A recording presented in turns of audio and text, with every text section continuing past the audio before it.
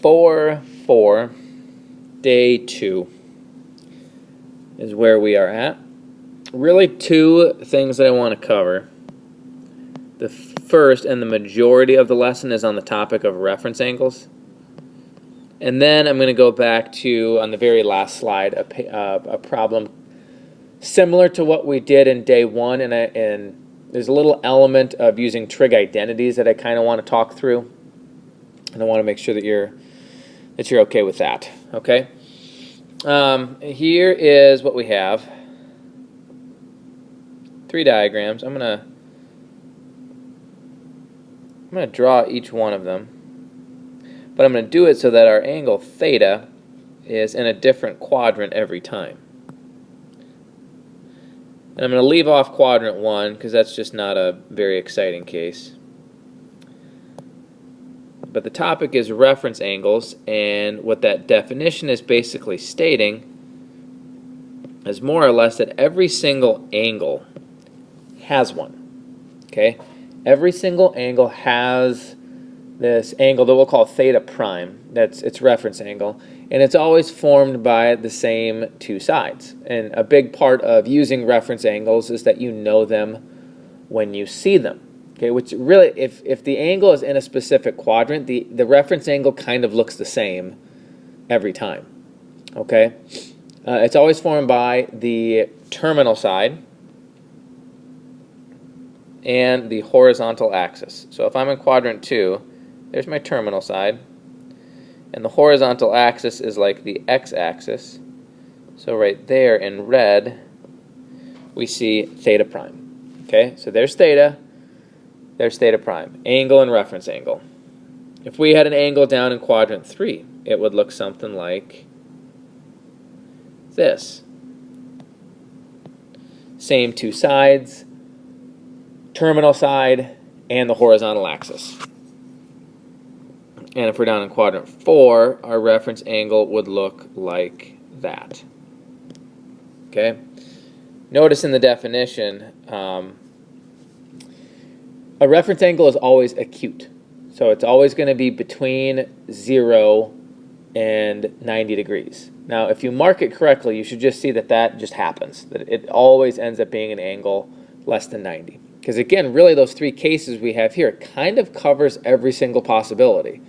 Other than 1, and if that's happening, the reference angle is just the same as the angle itself, so it's actually not even a case I'm going to talk about today.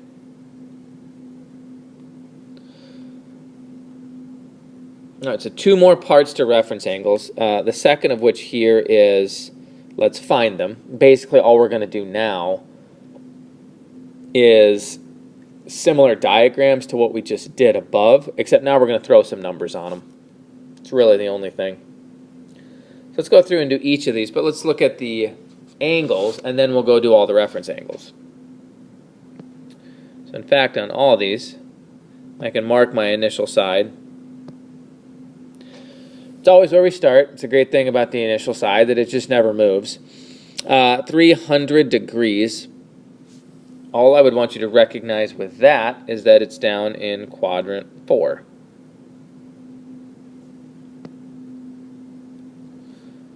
There's 300 degrees. Okay? We'll come back to it after we do these other 2, and we'll look at the reference angle. Notice here, 2.3 doesn't say degrees, and we haven't talked about this in a little while, but if it doesn't say degrees, you can assume that the units are radians. So now it's given me a decimal, and the best reference that you could use for this one is a straight line, is pi, but let's try to make it a little more intuitive. That's like 3.14 radians, and if I went to a right angle, that is about 1.57. So from there, what we're really after on this diagram is to identify, and it's always a little bit trickier in radians, but that angle's in quadrant 2. Okay, so now what I'm hoping as we're drawing these angles that you're looking back to that first set of sketches that we did, And you're thinking, okay, we have a case that's in quadrant 1 that's in 4. We've now got one that's in 2, negative 135 degrees. And that opens up this way, puts you in quadrant number 4. Excuse me, quadrant number 3. So we've got each of these cases that we addressed in the previous slide. 1 and 2, 1 and 3, 1 and 4. All right? Terminal side, I'm going back to the first one now. Terminal side, and then the horizontal axis. Okay? Keeping in mind it's got to be smaller than 90 degrees. Okay, the reference angle I've put right here, let's call it theta prime,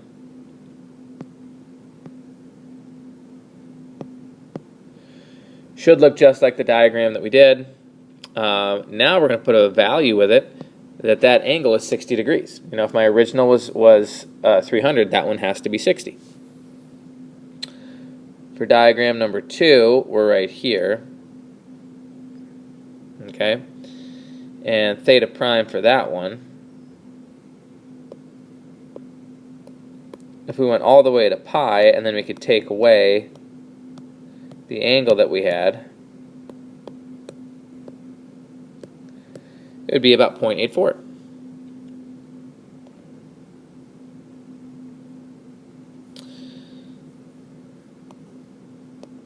For the one in quadrant 3, there's our reference angle.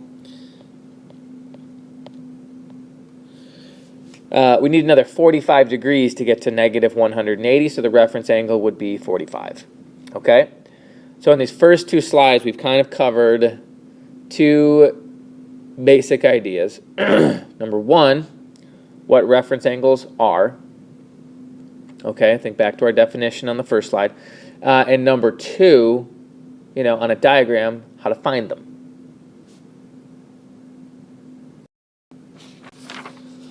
All right, now let's do kind of the final thing that we're going to do with them today, which is let's use them. Okay, what do we use them for? And you kind of have to take, with the way we do things, and this first question right here illustrates this perfectly. Okay, what would you use reference angles for? Well, an angle and its reference angle have some very particular relationships with their trig values. And that's why it fits in this section, because that's what we've been doing in section 4, is just any of the 6, you know, trig values for any angle. Give me the angle, give me the trig value. We want to be able to find it, right, using any variety of methods. If you were asked to find cosine of 4 pi over 3, my guess is you would say, well, just go look at the unit circle. It's an angle that's on there. And that's true. There's no doubt about it. That's what we would do, because we are okay with using a unit circle all the time. Reference angles would really become valuable if you were to say, you know, for like quizzes and tests, no unit circle. You can't have access to it at all. What reference angles would do is they would basically allow you to memorize the first quadrant, and then you can use a pattern to get all the other trig values. Okay? So I'm going to, that's the approach I'm going to take. I'm not going to refer to a unit circle. Other than quadrant 1, okay? I can refer to quadrant 1, but that's it. Okay, so none of these I can't say I would just look at the unit circle. All right, there is my angle. All right, this is a quadrant 3 case, so the reference angle is right here. It's pi over 3. Okay. So the connection between an angle and its reference angle is all of their trig values are the same, except for positive or negative. That could be different. Okay. Now, cosine of pi over 3, I know that's a half, okay? So for 4 pi over 3, it's either a half or negative 1/2, and here's where you still have to just pay attention to what quadrant you're in. It's number 3, where cosine values are negative and sine values are positive, so I do have to put a negative sign with that. Okay? But that's the only thing that can change is the sign, if it's positive or negative.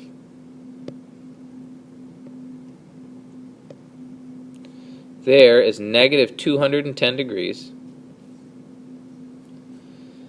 Here's my reference angle, terminal side and x-axis, and it is 30 degrees. Okay? It's 30 degrees. We have seen before the tangent value at 30 degrees is the square root of 3 over 3. Now this one might be positive, it might be negative. Depends on what's going on with tangent values in quadrant 2, where they're actually always negative, so I do have to put a negative sign with that one as well. Now before I do part C, I don't like the whole 11 pi over 4 thing, so let's deal with that.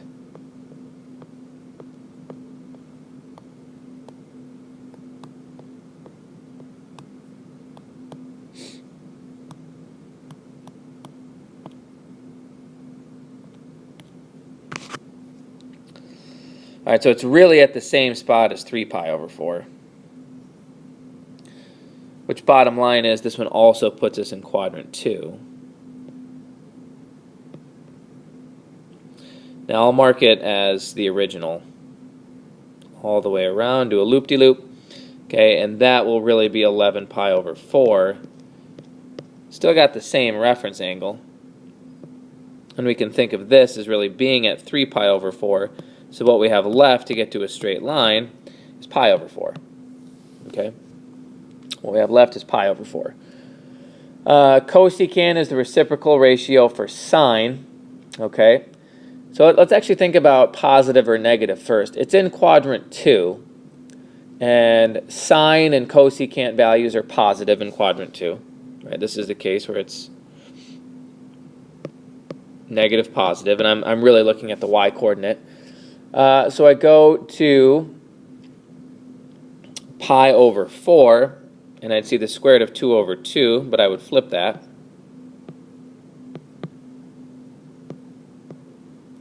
To get a cosecant value. Rationalize it, and there would be my final answer that it's the square root of 2. Okay? That's the big idea with reference angles, is you could get lots of trig values. But for them to really kind of have their place and make sense, you have to think about, all right, you know, either no unit circle allowed, or you could refer to quadrant 1, and that's it. Okay? We don't typically do that because we like having a unit circle available. Still a good topic. You should know, even though we don't use them all the time for what they're kind of designed for. Important topic, and you should know them without a doubt. All right, last thing here. I'm kind of going back to identities. This is not... We get really serious with identities in Chapter 5, but so much so that I think it's kind of a big thing in Chapter 4. That you've got your list of identities. I've showed you all of them, and we've used them a little bit, though I've kind of mentioned you don't have to really be super serious about using them, because there's with the stuff that we're doing, there's other methods. Like here, I've got angle theta, which is in quadrant number 2. Okay, so I got it split up again, so I can take the identity approach and the non. And over here, this is realistically at this point, like what I would expect you to do is say, all right, I'm drawing a diagram.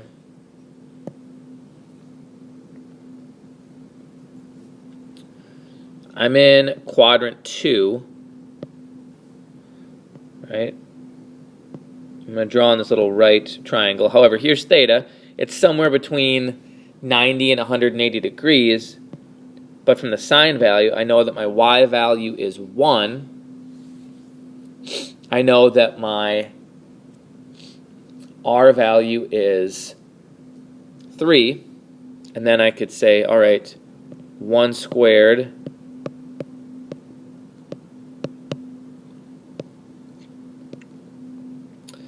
and I can go ahead and solve this, and I get 8.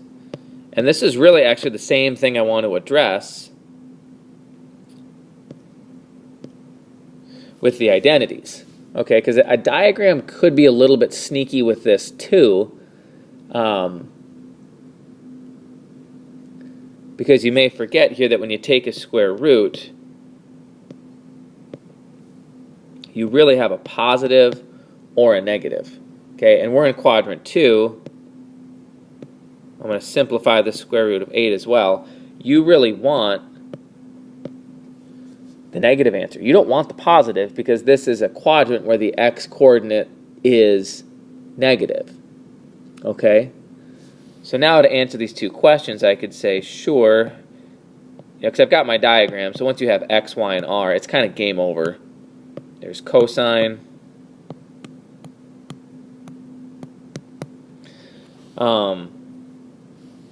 Let's throw tangent in the mix too. That's y over x. Let's go ahead and rationalize it. We'd get negative square root 2 over 2 times 2, which would be negative square root 2 over 4. Okay? That's how I would typically expect you to do this. Okay? But that's the same thing comes up with the identities, right?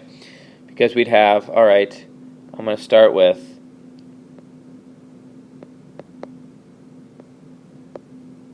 sine squared plus cosine squared equals 1. And it's worth noting with the identity, you're taking this Pythagorean theorem approach.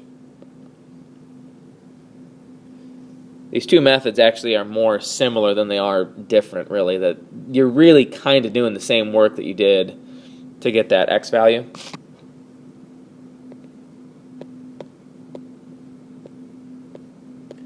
So notice the identity approach is really no diagram. All right, so we're going to have cosine squared. See, 1/3 would be 1/9. 1 minus a ninth would be 8/9, and here it comes again.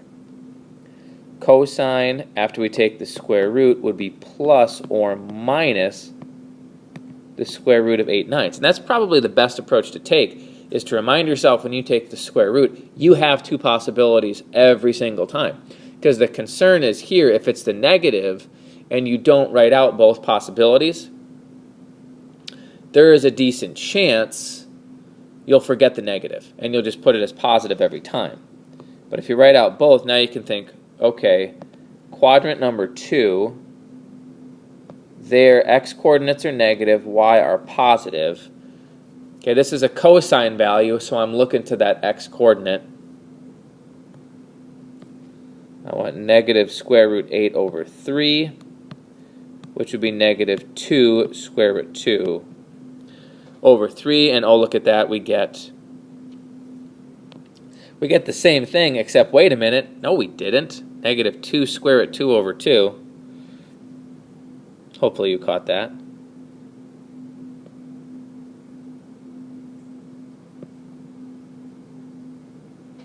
R is 3, not 2.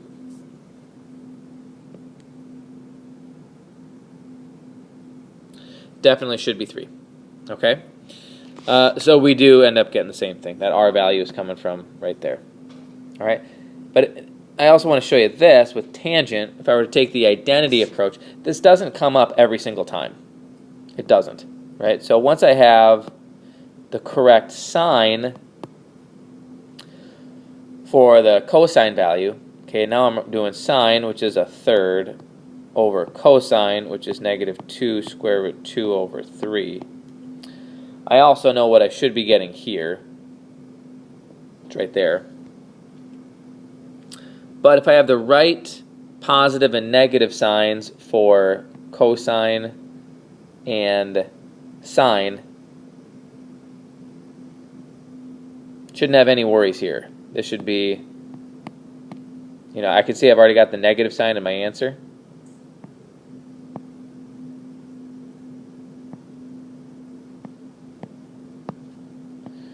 Those 3's cancel, and we get negative 1 over 2 square root 2. This work is looking really similar to the other side. And there we go, negative square root 2 over 4. But notice on the tangent, I didn't have to worry about it because I had a sine value that's positive and I had a cosine value that was negative. That was really the issue right here, and with the diagram right there.